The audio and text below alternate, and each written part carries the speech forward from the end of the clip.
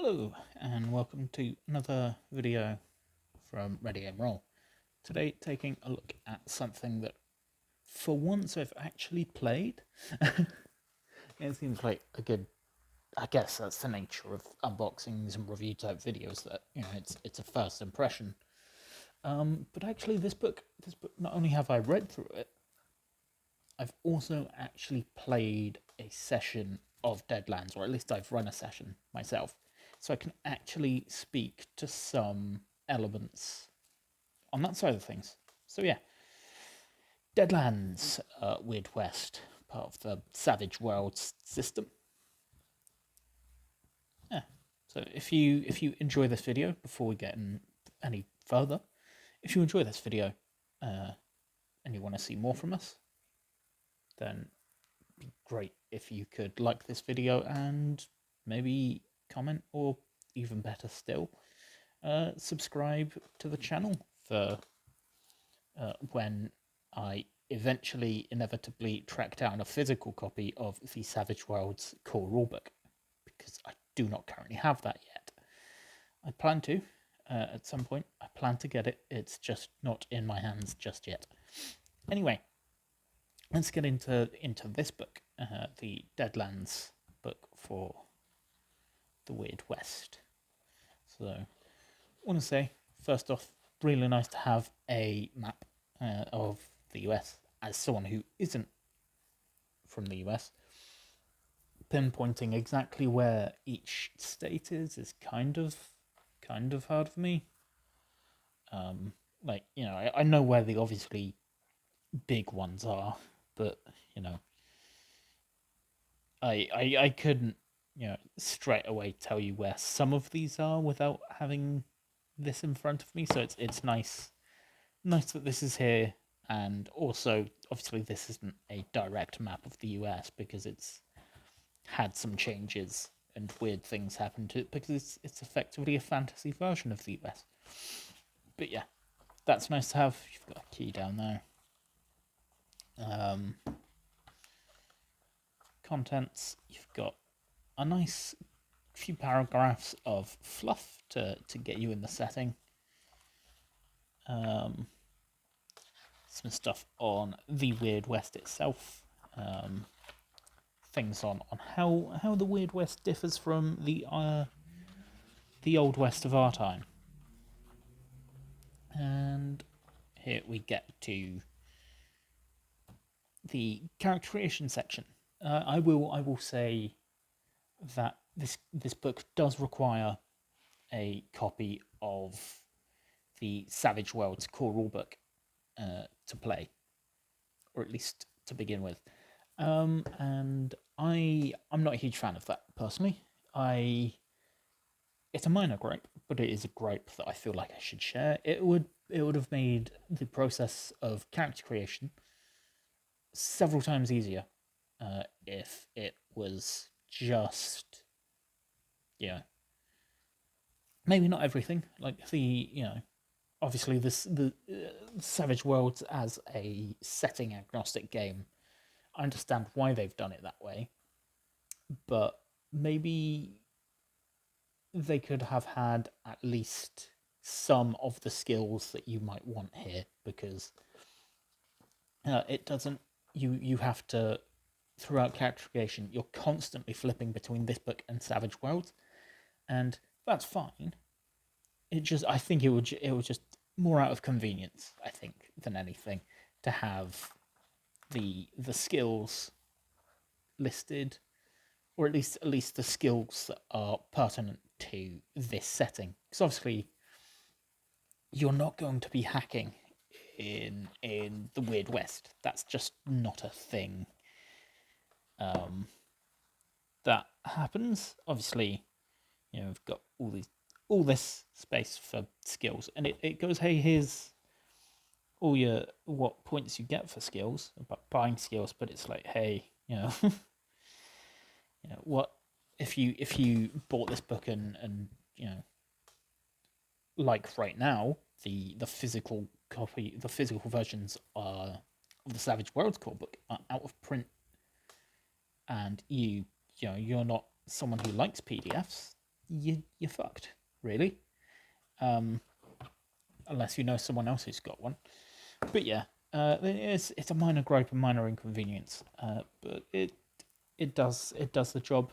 And like I say, there's enough things that are new here, and enough things that aren't relevant in here that are in the Savage Worlds books, where I understand that it is a setting book, a separate book, rather than having, you know, it would also bloat the book to no end. Like, this is quite a concise 196 pages, which is actually quite nice. You know, you compare this to say Starfinder or a D&D book. You know, it's quite nice to have. But saying that, again, on top of the core book for Savage Worlds, you know, that's a good 200 odd pages on its own. But a good chunk of that is going to be irrelevant if you are playing the Deadlands setting, because, again, a lot of the Savage Worlds core book deals with things like the high fantasy, sci-fi, cyberpunk side of things as well. So yeah, swings and roundabouts is what I think I'm getting at. Yeah, quite nice that occasionally we have yeah, things that are important for the world, like US Army ranks, their pay, things like that. There's also a piece on, you know, around the character creation section about how, you know, the Old West was not a place you would want to be because of things like racism and slavery. And it just goes, hey, we sort of, we've acknowledged that it was a thing, but this is meant to be a pulpy fantasy version of the Old West, so we haven't really touched on it. You can if you wanted to, but we haven't. Obviously, come to Gear and Goods, which is another thing that's different to the Savage Worlds book, because the prices are slightly different. So I'd recommend just using this book for if you're running Deadlands, especially for the quick start character creation. I do want to say I love the art for this book. Like, there's loads of weird images that really sell that this isn't a standard spaghetti western Old West setting. Just it's fun.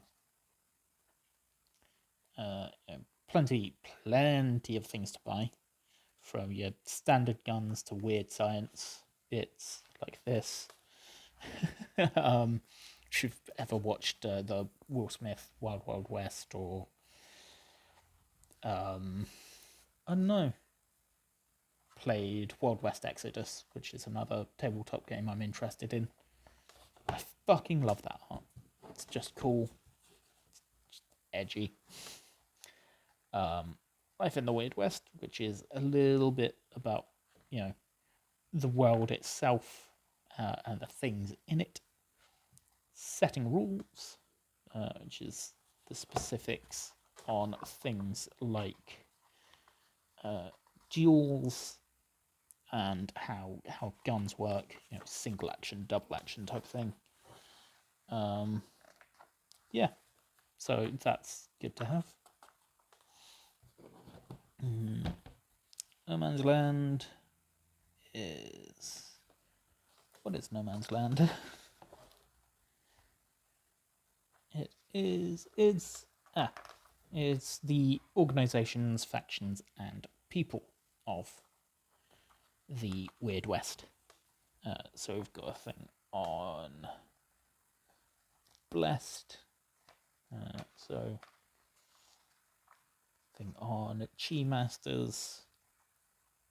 Harrowed, one of my favourite things in this setting.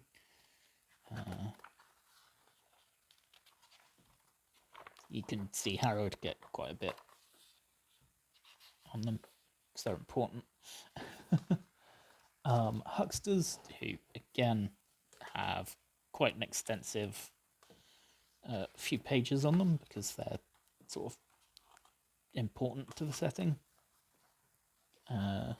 Yeah, mad scientists.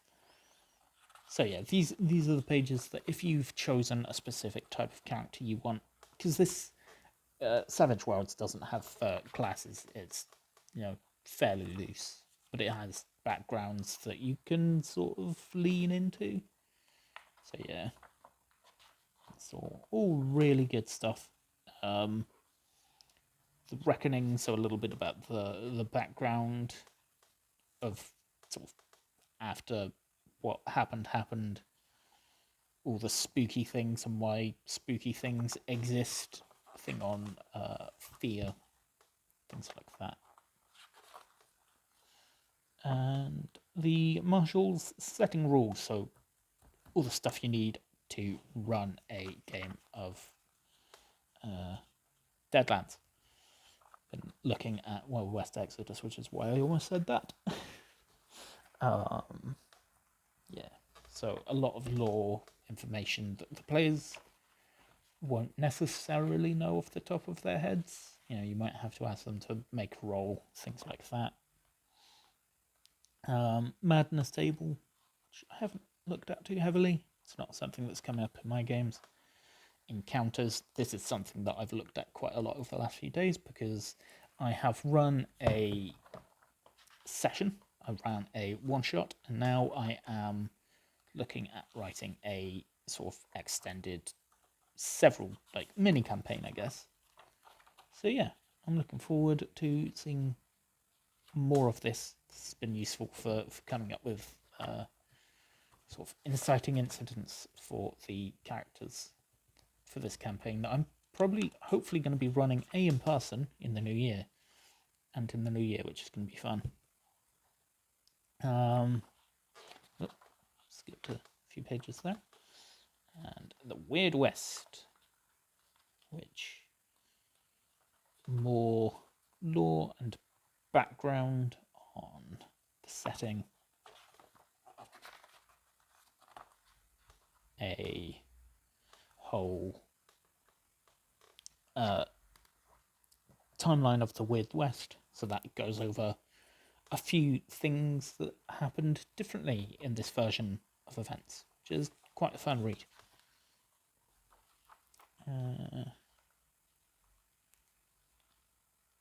Yeah. I will say the book itself feels really nice, good quality pages, nice and easy to flip through. Just again, the art's so good. It really, like, if you're not entirely sold just from the idea of the setting or not sure where to go with the setting, I think the art does a lot to help with going, here's some ideas of things you could do with your players.